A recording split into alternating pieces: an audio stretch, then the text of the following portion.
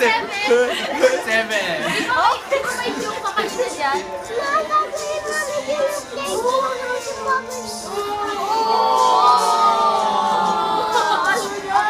Naintindihan tayo. Seven. Sit down. Sit down. Okay. Okay, next. What's your name? Bea! Bea! Twins tayo sa pangalan. Okay. Seven.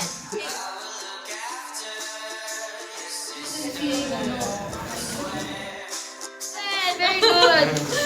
In a small house in a province, there lived a boy named Louis, who at the moment was preparing to go trick or treating.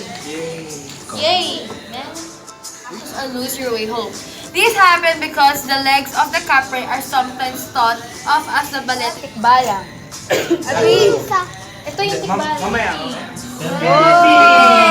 Where do you guys live? What country are you in? Philippines.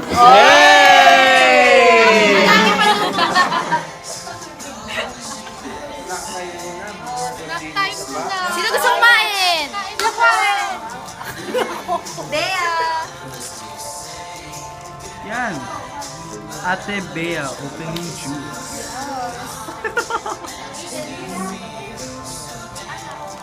One. Wow. I want to try that. Wanna try?